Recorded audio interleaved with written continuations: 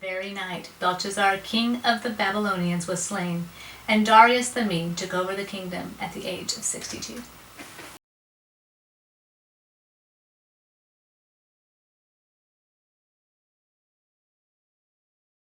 Well, Darius becomes king, and he sets 120 satraps to be in charge, kind of governors, and there are 3 above them, and one of the 3 above them is Daniel. Well, Daniel, once again, just like Shadrach, Meshach, and Abednego when they got thrown in the fiery furnace, they got promoted, people got jealous. So, these satraps, the administrators, tried to find grounds for charges against Daniel and his conduct in government affairs. But they were unable to do so. They could find no corruption in him because he was trustworthy and neither corrupt nor negligent. Finally, they said, we're not going to find anything to get on him. So they decided to make a rule. They said, King Darius, you are an awesome king. And we think that no one should bow to any idols, anybody else, except for you for 30 days. And anybody who does not do this, anyone who prays to anything else, they get thrown in the lion's den. Well, Darius is like, sure, you can pray to me for 30 days, that'd be awesome. So they write it down. It says, now, O king, issue the decree and put it in writing so that it cannot be altered in accordance with the laws of the Medes and Persians, which cannot be repealed. So King Darius put the decree in writing. These guys knew what they were talking about. Now Daniel learned that the decree had been published, and he went home to his upstairs room where the windows opened toward Jerusalem. 3 times a day he got down on his knees and prayed, giving thanks to his God, just as he had done before.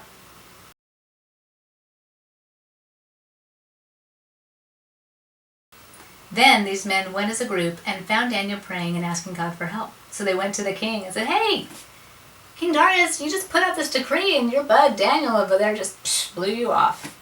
When the king heard this, he was greatly distressed. He was determined to rescue Daniel and made every effort until sundown to save him.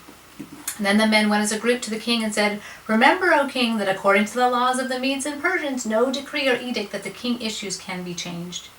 So the king gave the order, and they brought Daniel and threw him into the lion's den. Now here you see where God works on someone's heart, because it's obvious that Daniel and Darius had formed a relationship, and that Darius did not want him to die. That's why he works until sunset, trying to get him to be free. Is there some loophole in the law that I can, let one person free or do something or have him do something else, pardon them, whatever? And the guys are like, no, there isn't anything.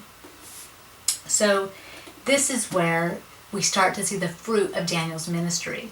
We see it before, now we see it with this new king, Darius. This is the 3rd king that Daniel is underneath. And Darius says to Daniel, may your God whom you serve continually rescue you.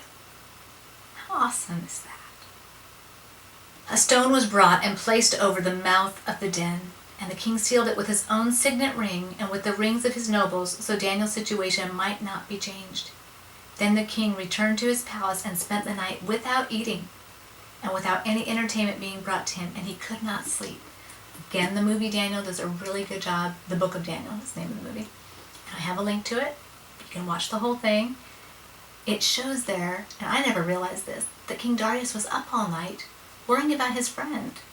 At the first light of dawn, the king got up and hurried to the lion's den. When he came near the den, he called to Daniel in an anguished voice, Daniel, servant of the living God, has your God, whom you serve continually, been able to rescue you from the lions?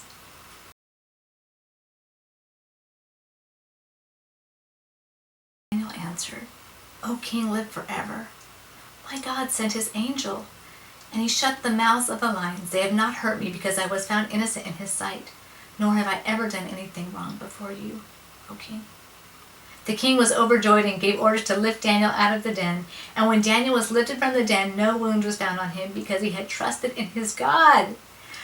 There's more to the story.